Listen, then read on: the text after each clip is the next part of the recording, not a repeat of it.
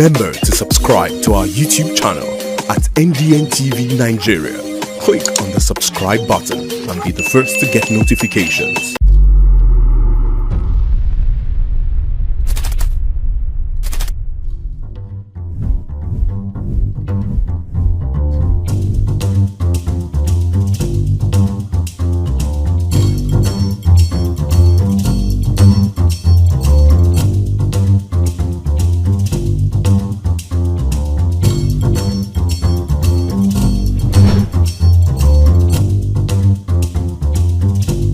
And now, let's join ace broadcaster MAMODE AKUGHA as he takes us inside the Niger Delta. Hello out there and welcome to the program. It's Inside the Niger Delta, the authentic voice of Nigeria's oil-rich region. I'm your regular host, MAMODE AKUGHA.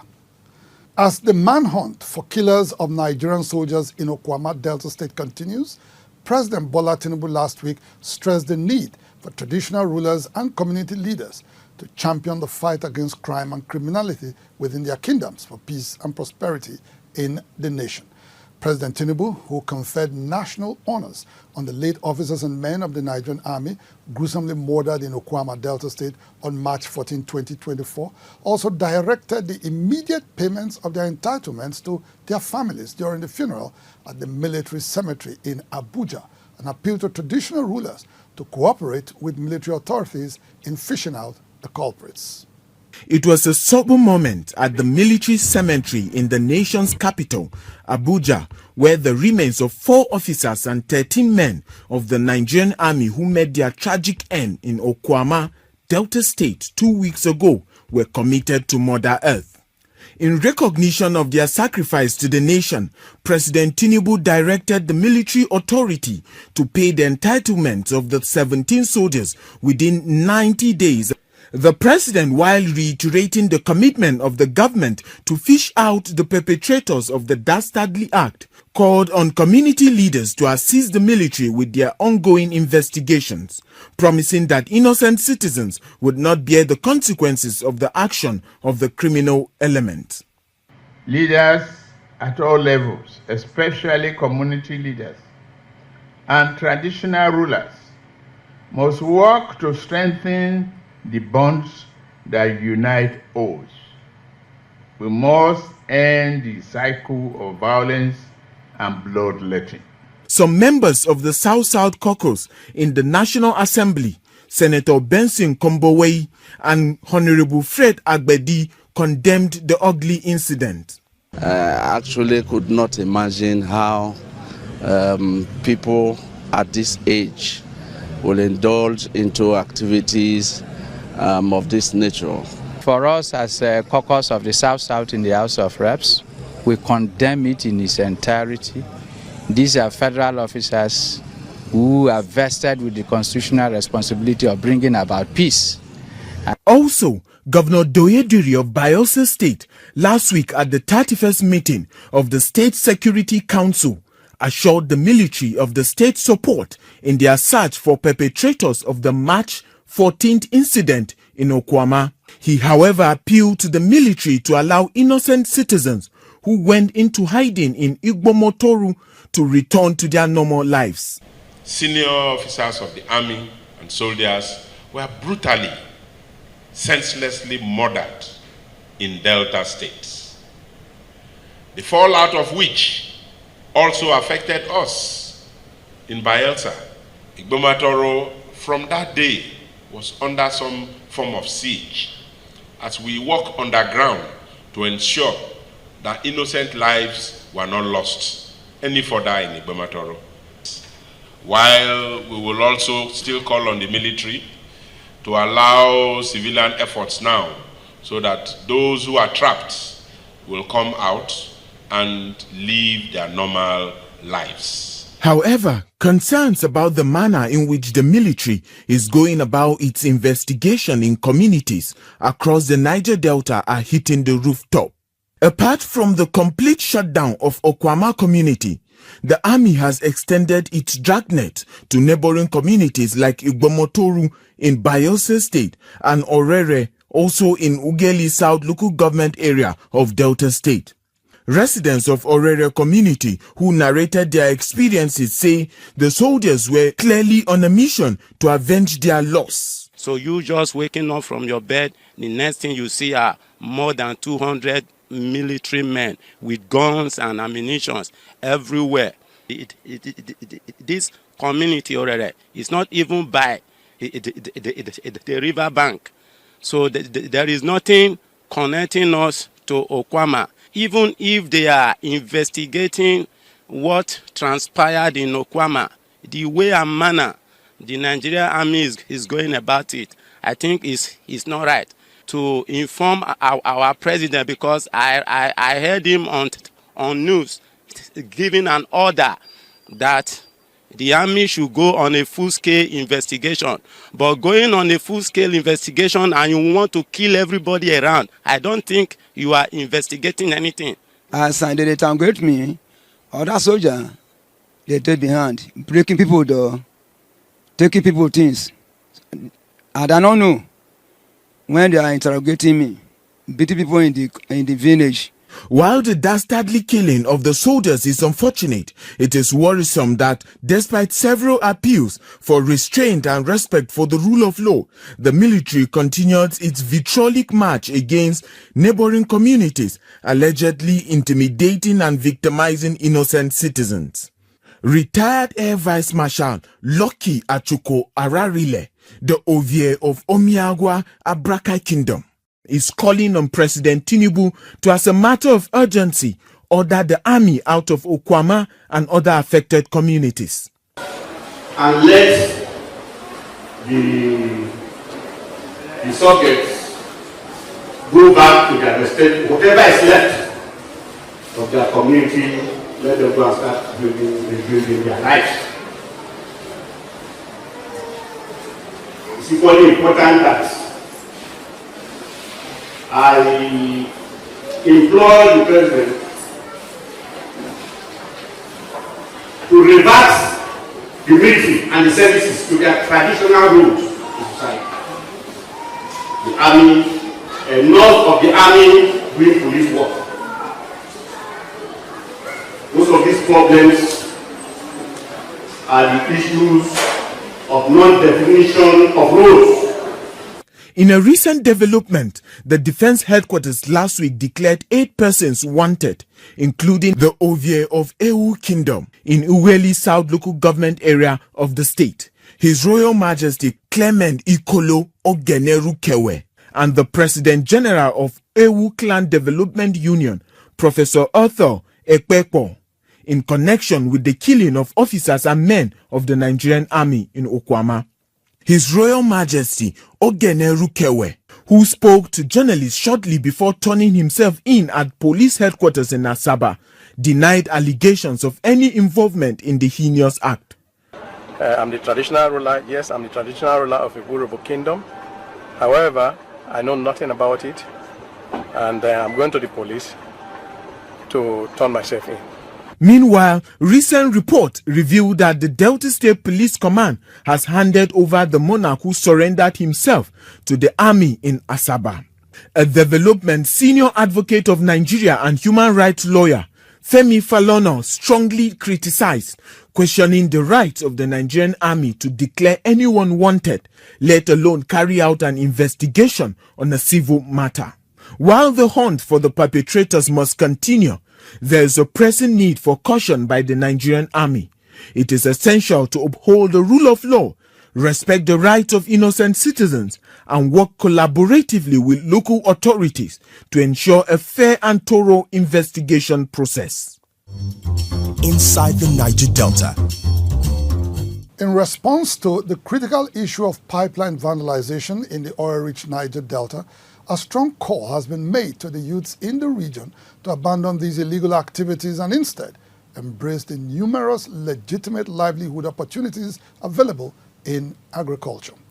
Comrade Chibike Emmanuel, the national president of Niger Delta Youth Peace Builders, delivered this message during a recent workshop held in collaboration with the Niger Delta Development Commission (NDDC) in Umuahia, the capital of Abia State. In the last 11 years, Nigeria has lost over 16 trillion naira to oil theft, due largely pipeline vandalization and economic sabotage. This illegal business, which is the bane of oil companies operating in Nigeria, continues to thrive as individuals and groups reportedly steal the natural resources for personal gain or as raw materials for high-risk artisanal crude oil refining. Aside from the economic downsides, it has resulted in multiple explosions, leading to the loss of lives and properties, as well as large-scale environmental degradation, further complicating environmental sustainability issues in the region. In support of youth engagement in this illicit practice, some observers have continued to argue that host communities should be co-beneficiaries with the government in the proceeds from the exploration and exploitation of the resources on their lands that have not just left the environment despoiled, but in their need of meaningful development. To disabuse the minds of youths in the Niger Delta region from resorting to pipeline vandalization and sabotage, the Niger Delta Youth Peace Builders, in collaboration with the Niger Delta Development Commission NDDC in Abia State, organized a one-day sensitization workshop for some selected youths in the region. In a paper presentation on the environmental and economic impact of pipeline sabotage and peace as a means for sustainable development in the region, Dr. Jonah Oje called on the youths to look at other sustainable sources of livelihood other than pipeline vandalism, while recommending an integrated youth program and sensitization in the most affected communities.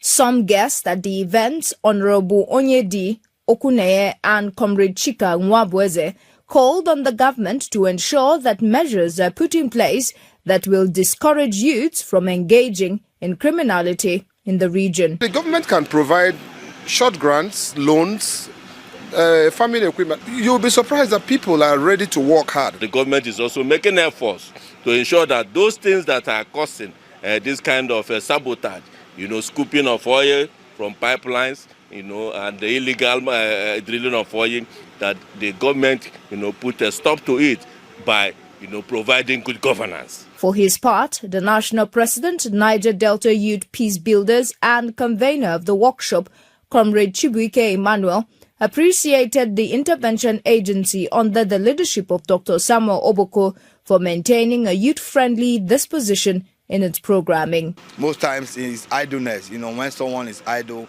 the next crime is his friends. So by engaging them in work or skill acquisition program, I think it will help to minimize this oil pipeline vandalization.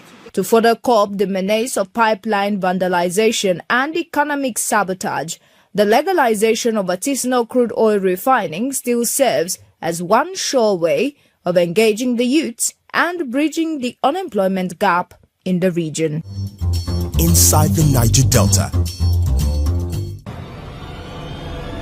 AKUGHA Group, oil and gas, dredging, power and air transportation. AKUGHA Group, petroleum product sufficiency, energy sustainability and infrastructure development. The Niger Delta Development Commission NDDC has assured victims of the recent ocean surge in Sangana Akasa community in Brass local government area of Bayelsa State that it will partner with relevant stakeholders in the region to bring about lasting solutions to the reoccurring environmental challenge in the community. The victims who lost their homes and personal belongings in the last episode of the ocean surge received palliatives and medical supplies from the NDDC to help cushion the effect of the devastating occurrence. Dr. Samuel Ogbuku, Managing Director of NDDC, who personally handed over the relief materials, assured them of the Commission's continuous assistance to ensure their immediate resettlement in their community. The Chief Executive Officer and Managing Director of the Niger Delta Development Commission, Dr. Samuel Ogbuku, led a delegation to the site of the ugly incident where about 200 houses were destroyed. Receiving the delegation at the community, the chairman of the Sangana Council of Traditional Rulers, His Royal Highness Theophilus Moses Tekenibara VII, appreciated President Bola Tinubu for his concern and asked the intervention agency to review the shore protection contract that was awarded but later abandoned. Look at the project that was awarded by your people and was abandoned by the contractor for over some years. But you will see things yourself as an evidence that Sangana people are crying, and that is exactly what we have faced. Dr. Ogbuku, while delivering the relief materials, which included medical supplies and other essential household items worth about 500 million naira to victims of the ocean surge in the community, said the commission would partner with relevant stakeholders in the region to profile lasting solutions to the recurring environmental challenge and ensure they are immediately resettled. We're also contemplating looking at using wave breakers deep into the river so that it will also reduce the force of the wave. Then we talked about also the geotube technology, which we're also exploring, which we think is going to be more sustainable.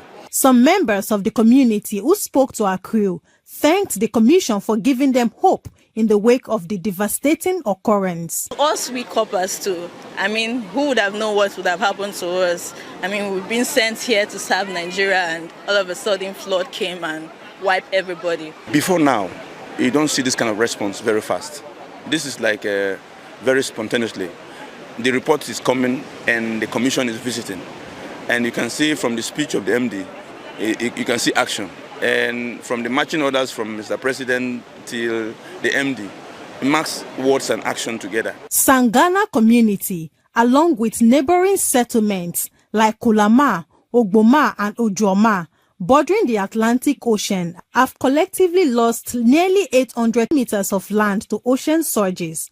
To prevent these communities from extinction and preserve their ancestral lands, it is crucial for the government and stakeholders to implement concrete measures to tackle this menace, which is a recurring decimal. Inside the Niger Delta. Bayelsa State Governor Senator Doye Diri has reaffirmed his commitment to the completion of the Nembe Brass Road project.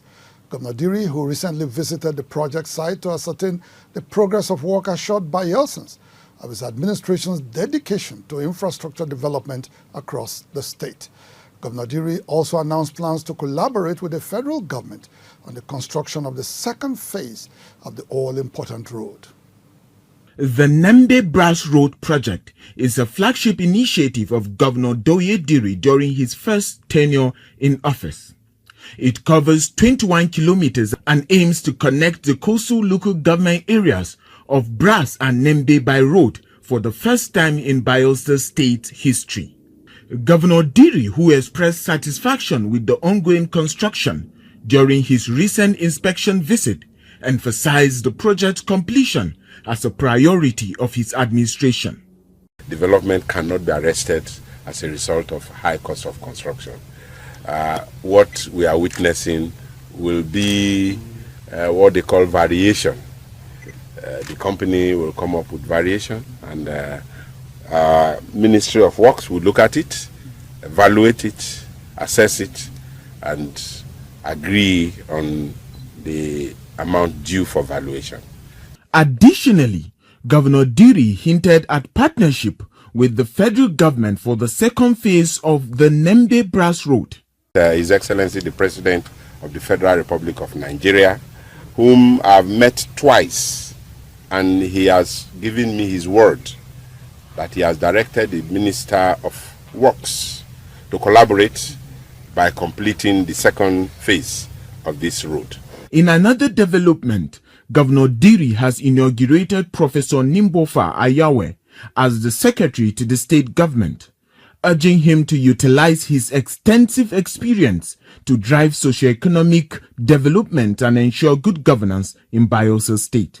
I have very high hopes that Professor Nimbofa Ayawe will bring his wealth of experience and knowledge to actively contribute to the achievements of the goals of this prosperity government.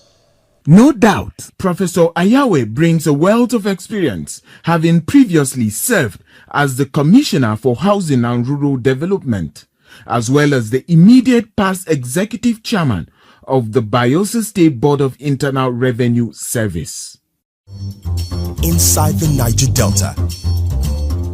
An application for extension of time in order to file a preliminary objection in the case instituted by Prince Oyewale Emiko against Prince Shola Emiko, now Ogiame Atuwashe III, Olu of Warri, and several others, was last week granted by Justice Brekins Okolosi of the Delta State High Court II in Asaba, the state capital. The preliminary objection is being filed by lawyers to the first defendant, Prince Shola Emiko, challenging the jurisdiction of the court to hear the matter, which they say had earlier been discontinued. In the suit brought by Prince Oyewale Emiko, he is challenging the selection of Prince Shola Emiko and his eventual coronation as Ogiame Atuwashe III, Olu of Warri. He is also asking the court to compel the Olobosere of Warri Kingdom, Chief Ayiri Emami, to announce him as Olu designate and go ahead to crown him as Olu of Warri. In December 2020, when the 20th Olu of Warri Kingdom, Ogiame Ikenwole I, surprisingly joined his ancestors, Warri Kingdom had to commence the search for his replacement. Though Chief Ayiri Emami, the Olobosere of Warri, whose job it was to midwife the selection process, insisted on adherence to the 1979 edict, some other chiefs, including the Iyashere of Warri Kingdom, Chief Johnson and Mashen Ulege, were determined to move past the 1979 edict, which is described as a traditional fraud. Some group of persons use their influence to do that edit for their selfish interest so that they can have authority over Ishekiri. On the 5th of April 2021, after the controversial suspension of Chief Ayiri Emami as Olobosere of Warri Kingdom, Chief Johnson and Mashen Ulege announced Prince Shola Emiko as Olu designate. On the 21st of August 2021, he was formally crowned Olu of Warri. According to one of the kingmakers and Oshodi of Warri Kingdom, Chief Isaac Jemide, who passed on in December of 2021, the obvious and natural choice was Prince Oyewale Emiko. According to the law, the first choice of the king who should be a son of Ikenwole, but they were not taken into consideration. So it was no surprise, therefore, that Prince Oyewale Emiko, who almost resorted to self-help to declare himself Olu designate, decided alongside one of his uncles, Prince Bernard Emiko, to approach a court in Delta State in their attempt to unseat Ogiame Atuwashe III. The court process was on when a peace committee, led by the former president of Christian Association of Nigeria, CAN, Pastor Ayo Orishejafo, proposed a reconciliatory peace meeting scheduled for the 16th of April 2023 in the palace of the Olu of Warri. In pursuance of that peace process, Prince Oyewale Emiko was prevailed upon to withdraw his case from court. In the same vein, the Warri Council of Chiefs, who had accused Chief Ayiri Emami of theft of royal crowns and beads and sued him, also withdrew their case from court. On the 16th of April 2023, contrary to the expectations of most people, the peace process ended in a fiasco, as the Olu of Warri Ogiame Atuwashe III came up short on the agreements earlier reached. The failure of the peace process led Prince Oyewale to reinstitute his case at the High Court in Asaba. However, before the case could commence, lawyers to the Olu of Warri filed a preliminary objection stating that the court lacked the jurisdiction to entertain the matter. When the matter came up for hearing in February 2024, Chief Emmanuel Uti, who is counsel to Chief Ayiri Emami, argued that the first defendant filed his preliminary objection outside the stipulated time and as such should be struck out. Last week, Justice Okolosi granted an extension of time for the first defendant to file his preliminary objection on the grounds that the suit was filed before the coming into force of the Administration of Civil Justice Law in Delta State 2022, as well as the fact that the court was not just going to dismiss the preliminary objection solely based on technicalities. Barrister Ame Oriaki and Barrister John Okoriko are both lawyers for the first defendant and claimant, respectively. This preliminary objection has been a much dreaded by the claimant, but the court has resolved today that it will be heard. When that preliminary objection is heard, the court will rule one way or the other. If the court holds that the preliminary objection is well taken, that's the end of the case. If the court holds otherwise, that the preliminary objection is not well taken, before we can go into the hearing of the merits of the case. We intend to put in all our papers before the next adjourned date. We'll take the argument and thereafter we'll leave the rest to the court. Justice Okolosi, however, adjourned the matter to the 22nd of May 2024 for hearing of the notice of preliminary objection.